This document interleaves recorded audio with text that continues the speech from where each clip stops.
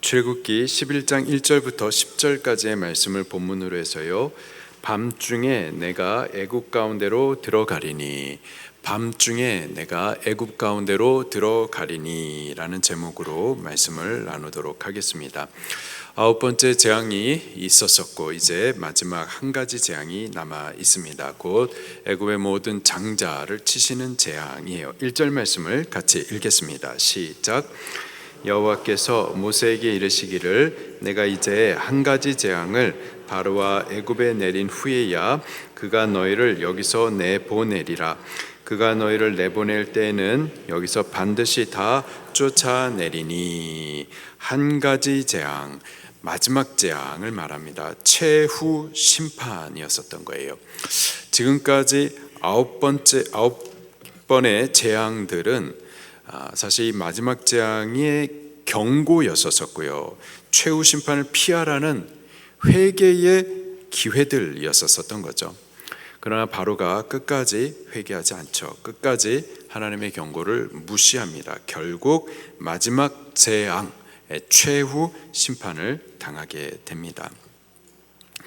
동시에 이 한 가지 재앙, 이 마지막 재앙은 이스라엘 백성들에게 있어서는 구원의 날이었었던 거죠. 1절을 다시 보니까 내가 이제 한 가지 재앙을 바로와 애굽에 내린 후에 그가 너희를 여기서 내보내리라. 이 한 가지 재앙, 곧 마지막 재앙, 최후의 심판은 이스라엘 백성들에게 있어서는 마침내 구원의 날이 되게 될 겁니다. 9가지 재앙을 통하여서 이스라엘 백성들도요, 하나님을 저들이 눈으로 보고 체험하여 알게 되었었죠. 그리고 마지막 재앙으로 마침내 구원을 얻게 됩니다. 이 두 가지, 불신자에 대한 하나님의 최후의 심판, 그리고 이스라엘 백성에 대한 구원, 이 두 가지 사건은 동시에 일어나는 거예요. 마지막 날에도 마찬가지입니다. 예수 그리스도께서 재림하시는 그날, 그때에는 불신자 혹은 배도자들에게는요, 최후 심판의 날이 될 겁니다. 그날은 크고 두려운 날이 되게 될 거예요. 다시 오시는 예수님이 그들에는 구원자가 아니라 심판자가 될 겁니다. 그러나 또 동시에 끝까지 믿음을 지킨 참 성도들, 그들에게 있어서 예수 그리스도의 재림의 날은 최후 승리의 날, 그리고 완전히 구원이 이루어지는 날이 되게 될 줄로 믿습니다. 그리고 세상을 심판하시는 그 예수님은 우리들에게 있어서는 우리의 구원을 마침내 온전하게 이루시는 구원자로 우리가 뵙게 될 줄로 믿습니다. 그리고 그때에 온 세계는 전무후무한 큰 애곡이 있을 거고요. 그러나 또 동시에 그 가운데 구원받는 성도들은 그 구원에 대한 큰 찬송이 함께 있게 될 거예요. 그때 우리들은 예수님을, 우리의 구원을 온전히 이루실 구원자로 꼭 만나 뵙게 되기를 바라고, 그때 우리의 입술은 감사와 찬송이 올려지게 될 수 있게 되기를 예수님 이름으로 축원합니다. 자, 이 마지막 재앙의 때에 이제 바로가 이스라엘 백성을 내보낸다라고 말씀하시는데 1절 마지막에 보면은 이렇게 표현을 하고 있습니다. 그가 너희를 내보낼 때에는 여기서 반드시 다 쫓아내리니. 어떻게 하리니?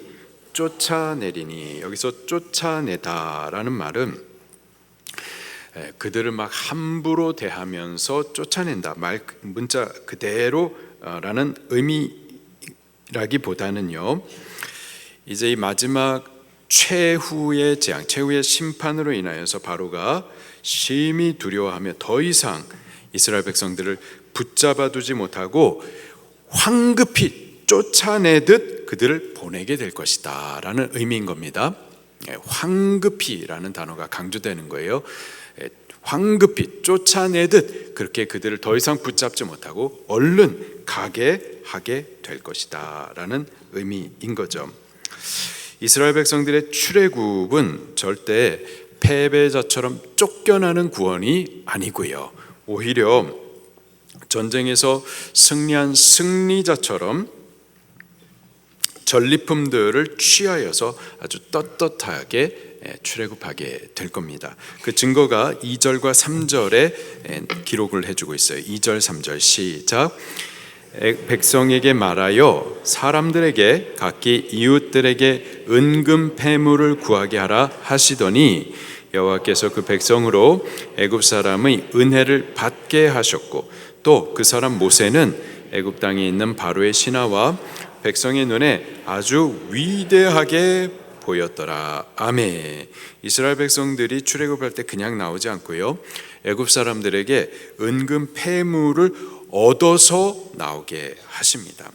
자, 이는요 전에 하나님께서 미리 주셨던 말씀의 성취이기도 합니다. 우리 성경을 찾아볼게요. 출애굽기 3장 21절 22절 말씀입니다. 출애굽기 3장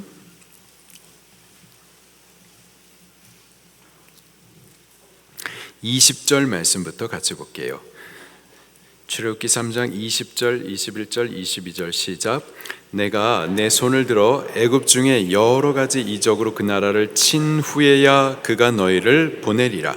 내가 애굽 사람으로 이 백성에게 은혜를 입게 할지라 너희가 나갈 때에 빈손으로 가지 아니하리니 여인들은 모두 그 이웃 사람과 및 자기 집에 거류하는 여인에게 은패물과 금패물과 의복을 구하여 너희 자녀를 꾸미라.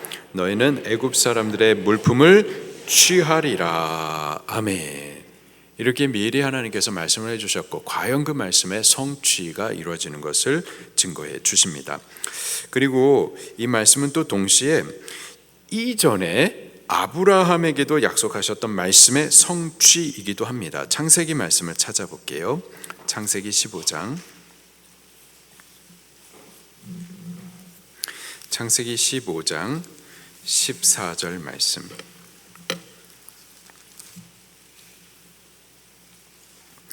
창세기 15장 13절 14절 말씀 시작.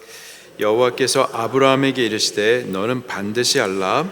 내 자손이 이방에서 객이 되어 그들을 섬기겠고 그들은 400년 동안 내 자손을 괴롭히리니 그들이 섬기는 나라를 내가 징벌할지며 그 후에 내 자손이 큰 재물을 이끌고 나오리라. 아멘. 이미 아브라함에게도 약속하신 그 말씀이 마침내 그대로 성취되는 것을 보게 돼요. 하나님의 모든 말씀은 신실한 언약의 하나님의 약속입니다. 그리고 그 약속된 말씀은 신실히 성취되는 것을 믿으시기를 바랍니다. 하나님께서 구원자를 약속하셨어요. 그러더니 마침내 예수 그리스도께서 하나님이신데 사람의 몸을 입고 구원자로 마침내 신실히 언약대로 이 땅에 오셔가지고 우리 구원에 대해서 신실히 약속대로 다 이루어 주셨어요. 그 예수님께서 이 지상의 모든 사역을 다 마치시고 승천하십니다. 승천하실 때 또 뭐라고 약속하시느냐? 내가 다시 오리라 라고 또 말씀을 하십니다. 그 약속대로 예수님 반드시 다시 오실 줄로 믿습니다. 다시 오셔서 믿음을 신실히 지키는 우리들에게 그 신실함을 따라서 약속된 저 영원한 나라, 영원한 위로의 나라, 죄도 없고 또 죄의 저주도 없고 또 영원한 안식, 평강, 기쁨, 의로만 가득한 그 나라를 유업으로 얻게 될 줄로 믿습니다. 아멘. 자, 이스라엘의 이 출애굽은 이렇게 도피하듯 몰래 빠져나가는 것이 아니었고요. 또 패배자처럼 그렇게 힘없이 쫓겨나는 것이 아니었었고요. 오히려 전쟁에서 승리한 자처럼 아주 떳떳하게 전리품을 취하여서 당당하게 떠나게 되는 것을 보게 됩니다. 하나님께서 이루시는 구원이 이와 같아요.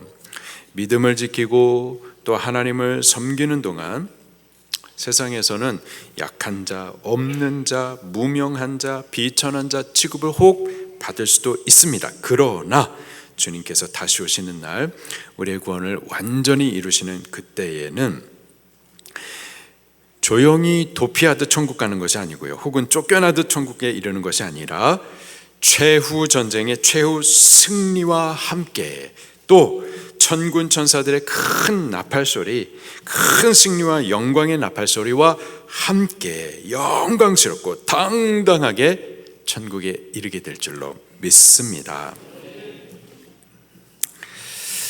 우리 천국 가는 것이 중요한 거예요. 이 땅에서 우리가 어떻게 사는 거 별로 그렇게 중요하지 않습니다. 왜? 쉬 지나가는 겁니다. 쉬 지나가는 거예요. 부자로 살아도 지나가고요, 가난하게 살아도 지나가는 거예요.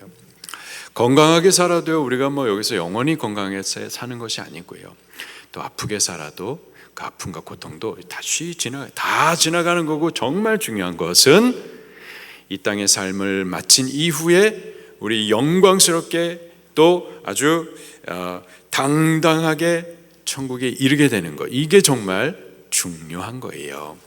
그 천국 가는 그것을 위하여서 이 땅에서는 우리가 준비하는 삶을 사는 거죠. 이 땅에 목적이 있어서 이 땅의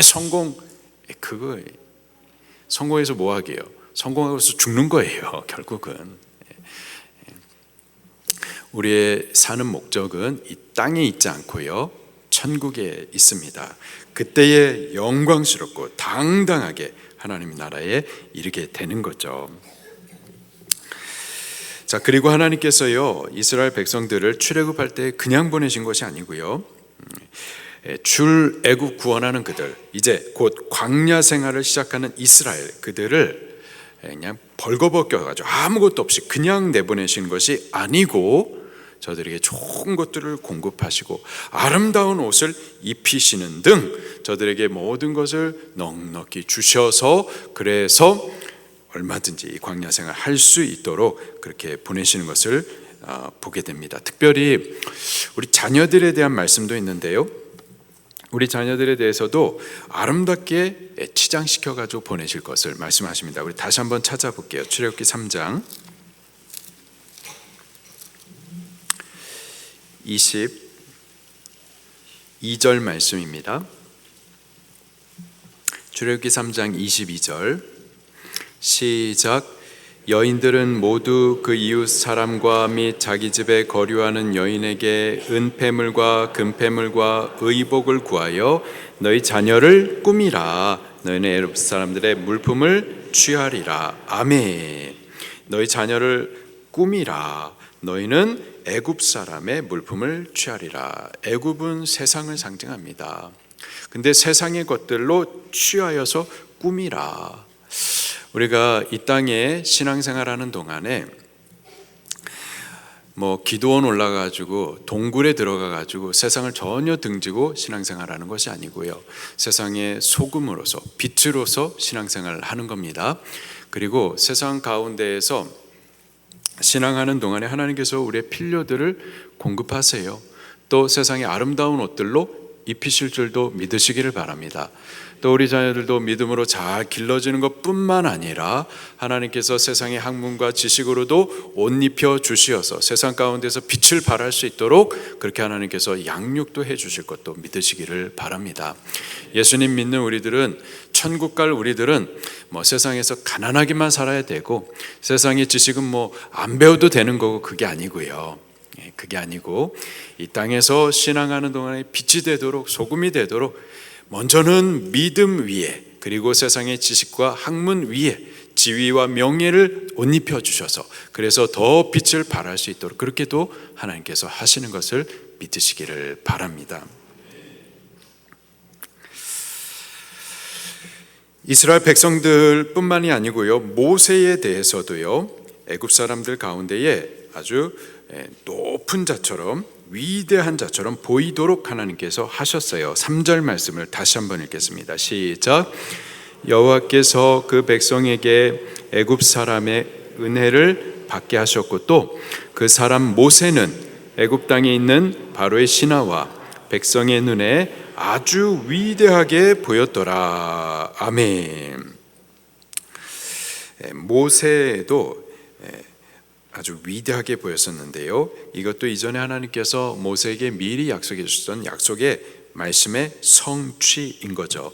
7장 1절 말씀에 보니까 여호와께서 모세에게 이르시되 볼지어다 내가 너를 바로에게 신같이 되게 하였은즉, 신처럼 권위 있는 자, 힘 있는 자, 전능한 자처럼 내가 너를 바로 앞에 세워주겠다 약속하셨어요.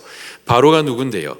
태양의 아들입니다. 바로 스스로가 신이었었어요. 그런데 그 앞에 모세를 참 하나님 여호와의 사자처럼 그렇게 높여주실 것을 미리 약속해 주셨죠. 그리고 약속한 대로 그 일을 성취해 주셨습니다.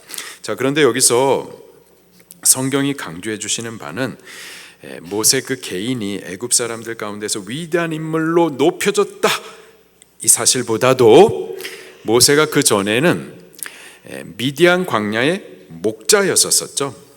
보잘것없는 비천한 자. 그런데 하나님께서 그를 크게 세우셨다라는 이 사실에 강조점이 있는 겁니다. 모세뿐만이 아니고요, 하나님의 말씀을 믿고 그 부르심에 순종하는 모든 자를 하나님께서는 능력으로 붙들어 사용하시고 그를 통하여서 하게 하시는 전능하신 하나님의 영광을 나타내시는 것을 믿으시기를 바라요. 성경 한번 또 찾아보겠습니다. 고린도전서 1장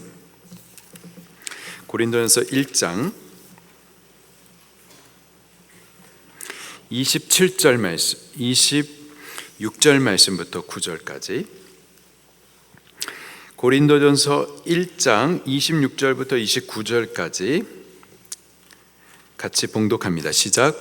형제들아 너희를 부르심을 보라. 육체를 따라 지혜로운 자가 많지 아니하며 능한 자가 많지 아니하며 문벌 좋은 자가 많지 아니하도다. 그러나 하나님께서 세상에 미련한 것들을 택하사 지혜 있는 자들을 부끄럽게 하려 하시고 세상에 약한 것들을 택하사 강한 것들을 부끄럽게 하려 하시며 하나님께서 세상에 천한 것들과 멸시받는 것들과 없는 것들을 택하사 있는 것들을 폐하려 하시나니 이는 아무 육체도 하나님 앞에서 자랑하지 못하게 하려 하심이니라. 아멘. 우리가 다 비천하고 배우지도 못한 자들이고 육체로 보자면은 문벌 좋지도 못하고 자랑할 것이 아무것도 없지만, 그러나 하나님의 전능하심을 믿고 하나님의 부르심을 순종한다면은, 그러면은 모세를 애굽 사람들 앞에 위대하게 보이게 한 것처럼 우리도 하나님의 손에 붙들림을 받아가지고 할 수 없는 우리를 통해서 하게 하시는 전능하신 하나님, 그분이 드러나게 될 줄로 믿습니다. 모세는요, 전에 난 못해요, 난 말도 잘 못하고 혀도 굳었어요, 하나님 보낼 만한 자를 보내세요, 저는 자격도 없고요 능력도 없어요, 그랬던 자였어요. 그게 모세의 실질적인 모습이었다. 그러나 그가 부르심에 순종하자 그랬더니 하나님께서는 그를 바로 앞에 신처럼, 애굽 백성들 앞에서는 위대한 사람처럼 그렇게 세우시고 또 할 수 없는 그를 통해서 하게 하시는 전능하신 하나님이 드러나고 하나님의 영광을 받으시게 된 거죠. 우리는 두 가지, 항상 이 두 가지, 할 수 없는 우리 자신에 대해서 겸손해야만 할 줄로 믿습니다. 그러나 또 동시에 하나님의 부르심에 대해서는 전적으로 신뢰하여 순종해야만 할 줄로 믿습니다. 그러면 할 수 없는 우리를 하게 하시는 하나님이 영광을 받으시게 될 줄로 믿습니다. 4절 말씀을 같이 읽겠습니다. 시작. 모세가 바로에게 이르되 여호와께서 이와 같이 말씀하시기를 밤중에 내가 애굽 가운데로 들어가리니. 밤중에, 이 밤은 애굽을 심판하시는 밤입니다. 크고 두려운 날이 될 거예요. 반면에 이 밤은 이스라엘 백성들에게는 밤 같은 오랜 고난의 세월을 이제 마치고 출애굽하는 구원의 날, 영광의 날이 되게 될 겁니다. 이 밤에 여호와 하나님께서 친히 애굽 가운데로 내려오시겠다, 이런 말씀을 하세요.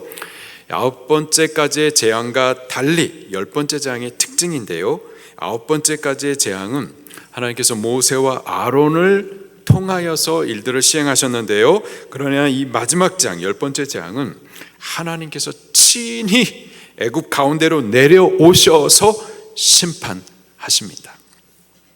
마지막 날도 마찬가지입니다. 마지막 날 주께서 친히 이 세상에 내려오셔서 세상을 심판하실 거예요. 지금 땅에 있는 사고, 어려운 일들, 재앙은 마지막 날에 있을 심판의 예고이고 경고이죠. 아프고 고통스럽지만 사실은 회개의 부르심인 거예요. 구원을 주시고자 하신 하나님의 자비한 손길인 거죠. 그러나 그 부르심에 대해서 끝까지 거부하고 끝까지 그 경고를 무시하고 대적하면은 그들에게는 마지막 날은 크고 두려운 심판이 날이 될 겁니다. 그리스도께서 다시 오실 때 그리스도가 그들에게는 구원의 주님이 아닌 두려운 심판자가 될 거예요. 그 심판자가 친히 세상에 오셔서 그들을 심판하시게 될 겁니다. 5절 말씀도 같이 읽겠습니다. 시작. 모든 처음 난 것은 왕위에 앉아있는 바로의 장자로부터 맷돌 뒤에 있는 몸종의 장자와 모든 가축의 처음 난 것까지 죽으리니. 10번째 재앙은 그 내용이 장자의 죽음입니다. 애굽인들 전부를 죽이신 것이 아니라 왕의 처음 난 아들로부터 백성들 또 몸종의 장자 심지어 짐승의 첫 새끼까지 장자만 골라서 죽이셨어요. 장자는 대표의 의미가 있습니다. 장자가 죽었다, 이 말은 애굽인 전부가 죽었다라는 의미인 거예요.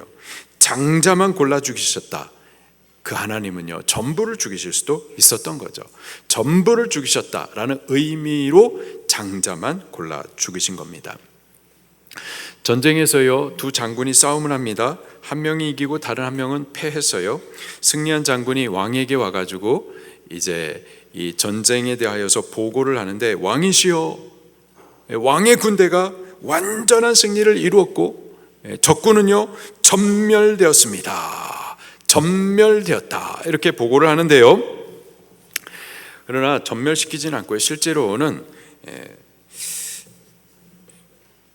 일부러 남겨둡니다. 전멸시키는 게 아니라 일부러 살려둬요. 얼마를.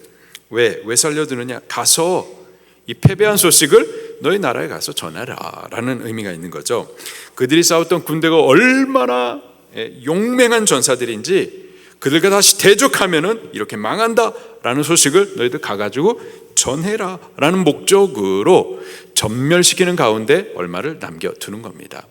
지금 하나님께서 애굽을 전멸시킨 거예요. 그 의미를 지금 장자를 통하여서 나타내신 거죠. 전멸시킬 수 있는 그 하나님께서 장자만 골라 죽이시고 그리고 나머지를 남기신 목적은 이러한 하나님을 기억하게 하고 또 전하게 함의 목적이 있는 겁니다. 6절 말씀도 같이 읽겠습니다. 시작. 애굽 온 땅에 전무후무한 큰 부르짖음이 있으리라. 이러한 마지막 재앙을 통하여서, 장자의 죽음을 통하여서 애굽 전역에서는 전무후무한 애곡 소리가 있게 될 것을 미리 말씀해 주십니다. 예수님 다시 오실 때에도 마찬가지예요. 마지막 날에도요, 이러한 전무후무한 애곡 소리가 있을 겁니다. 예수님 분명히 다시 오시는데 그때에 무익한 종들, 분명히 하나님의 종이라는 이름은 있는데 하나님 앞에 아무런 유익을 주지 못했던 무익한 종들, 그리고 하나님을 경외하지 못하고 행악하는 자들, 그리고 주님 분명히 다시 오신다 하셨는데 주의 다시 오심을 준비하지 않는 자들, 그들은요 주의 다시 오시는 날 이러한 애곡하는 소리가 그들을 통해서 들리게 될 겁니다. 그들은 슬피 울며 이를 갈미 있게 될 거예요. 누가복음 말씀을 같이 찾아보겠습니다. 누가복음 13장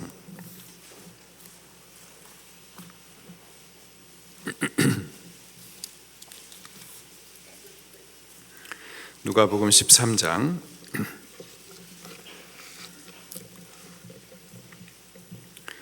26절부터 28절까지의 말씀입니다.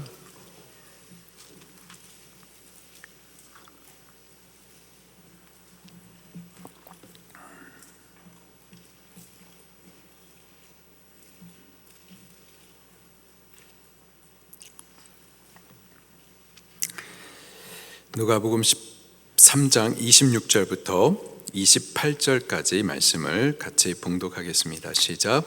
그때 너희가 말하되 우리는 주 앞에서 먹고 마셨으며 주는 또한 우리의 길거리에서 가르치셨나이다 하나 그가 너에게 말하여 이르되 나는 너에게 어디서 왔는지 알지 못하노라. 행악하는 모든 자들아 나를 떠나가라 하리라. 너희가 아브라함과 이삭과 모든 선지자는 하나님 나라에 있고 오직 너희는 밖에 쫓겨난 것을 볼 때 거기서 슬피 울며 이를 갈리라. 아멘. 그때 너희가, 여기서 말하는 너희는 마치 예수님을 잘 아는 것처럼 말하고 있어요. 저들이 하는 말이 우리는 주 앞에서 먹고 마셨습니다. 주님과 친밀히 교제했었습니다. 또한 우리의 길거리에서 주님은 우리를 가르치셨습니다. 주께서 우리를 가르쳐서 우리는 주님의 말씀을 잘 알고 있습니다. 우리가 주님의 제자 아닙니까? 마치 예수님을 잘 아는 것처럼 저렇게 말을 하고 있어요. 그런데요, 중요하고 두려운 것이 뭐냐? 우리는 주님을 안다고 그러는데 주님이 우리를 아시느냐 이 말이에요. 27절에 주께서 하시는 말씀이 그가 너에게 말하여 이르되 나는 너희가 어디서 왔는지 뭐라고요? 알지 못하노라. 알지 못하노라. 행악하는 모든 자들아 나를 떠나가라. 나도 예수님 믿어 라고 말은 하는데 나도 예수님 믿어, 내가 예수님 믿는다라는 이 믿음의 고백이 얼마나 귀합니까? 근데요, 정말 중요한 것은 내 고백보다 내가 예수님 믿는다라는 이 고백을 예수님께서 인정해 주시겠느냐 말이에요. 내가 예수님을 안다고 하는데 나 천국 갈 줄로 믿습니다라고 하는데 과연 하나님께서 나를 아시겠느냐? 하나님께서 나를 천국 백성으로 알고 계시겠느냐 말이에요. 주께서 나를 모르신다 그러면은 끝인 겁니다. 우리가 주 앞에서 먹고 마셨습니다. 주께서 우리에게 말씀을 가르쳐 주시지 않았습니까? 근데 알기만 알고 행악하는 자들, 그들에 대해서 하나님은 모르신다고 말합니다. 그리고요, 그들의 결국은 밖에 쫓겨나 그리고 슬피 울며 이를 갈게 될 겁니다. 우리 예수님 믿는 게 절대 쉬운 일 아니에요. 이 말씀 하기 바로 앞에서요, 24절 말씀에 보면은 좁은 문으로 들어가기를 힘쓰라 말씀하세요. 우리 신앙생활은 좁은 문이에요. 천국 가는 길, 좁고 협착한 길입니다. 세상 일 다 하고 세상 죄악 다 짓고 세상 사람 하는 거 다 하고 세상 사람 가는 길 다 가고 그러면서도 천국 갈 거라고 절대 착각해서는 안 돼요. 공부 안 하는 아이들이 어떻게 서울대학을 갑니까? 서울대학이 그런 대학이에요? 아니잖아요. 천국이 그런 데입니까? 아니에요. 절대 천국은 좁고 협착한 길, 그리고요 그 길을 찾는 자는 겨우 몇 사람이에요. 많지 않습니다. 우리 알기만 알고 하나님의 말씀을 배우기만 배우고 행악하는 자, 슬피 울며 애곡하는 날이 분명히 있게 될 겁니다. 또 일하지 않고 악하고 게으른 종도 마찬가지로 큰 애곡이 있을 거예요. 마태복음 25장을 찾아보겠습니다. 마태복음 25장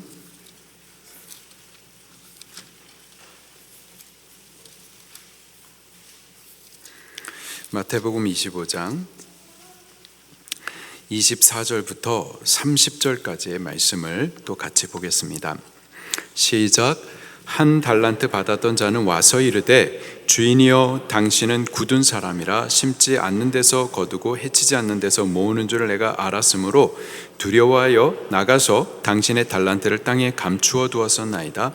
보소서 당신의 것을 가지셨나이다. 그 주인이 대답하여 이르되 악하고 게으른 종아 나는 심지 않는 데서 거두고 해치지 않는 데서 모으는 줄을 내가 알았느냐?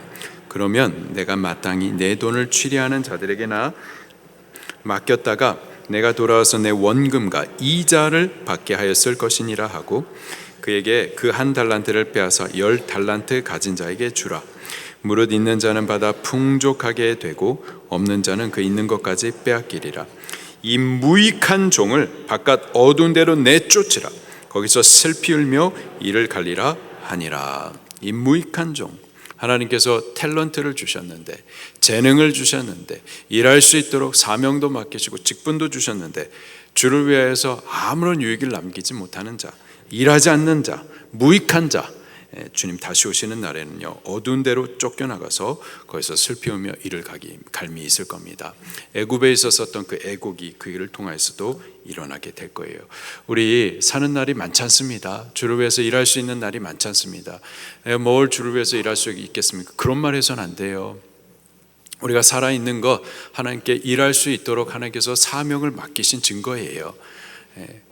왜 한 달란트, 다른 사람은 2달란트, 5달란트? 저도요, 훌륭하신 목사님들을 뵈면은 굉장히 위축이 많이 돼요. 난 참 말도 잘 못하고. 그런데 그럼에도 불구하고 하나님 사용하십니다. 아무리 못났어도 우리가 받은 것이 1달란트, 그게 절대 작지 않은 거예요. 나는 가진 게 없고요, 배운 게 없고요, 늙었고요, 건강도 없고요. 그러나 하나님께서 우리에게 맡기신 것 있어요. 그것을 가지고서 힘써 주를 섬기셔야만 하겠습니다.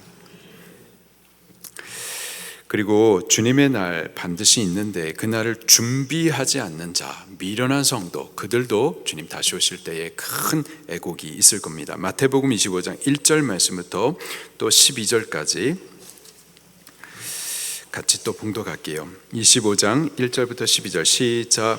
그때에 천국은 마치 등을 들고 신랑을 맞으러 나간 10처녀와 같다 하리니 그 중에 5은 미련하고 5은 슬기 있는 자라. 미련한 자들은 등을 가지되 기름을 가지지 아니하고 슬기 있는 자들은 그릇에 기름을 담아 등과 함께 가져갔더니 신랑이 더디움으로 다 졸며 잘세. 밤중에 소리가 나되 보라 신랑이로다 맞으러 나오라 하매 이에 그 처녀들이 다 일어나 등을 준비할세.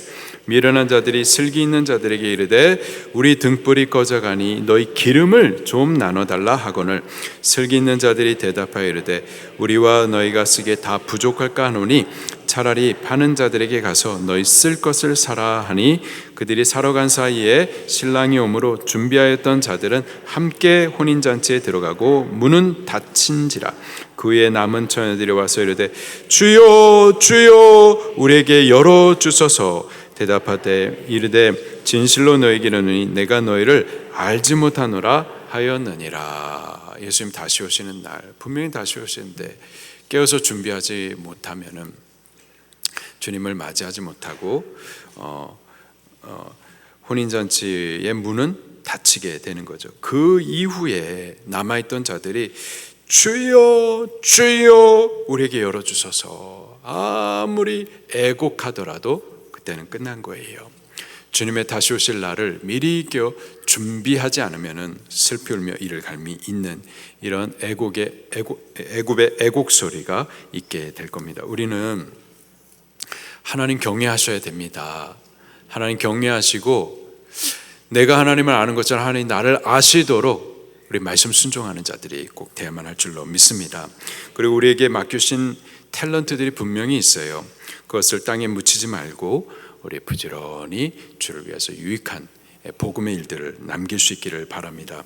주님의 날, 주의 다시 오실 날 분명히 곧 가까이 이르는데 우리 준비했다가 신랑이로다 할 때에 준비된 모습으로 주님을 맞이할 수 있게 되기를, 그리고 그 자리에 그 영광스러운 혼인잔치에 우리 참여할 때에 세상이 애곡할 때 오히려 우리는 큰 감격과 감사와 찬송을 올려드리는 자들이 꼭 될 수 있게 되기를 예수님 이름으로 축원합니다.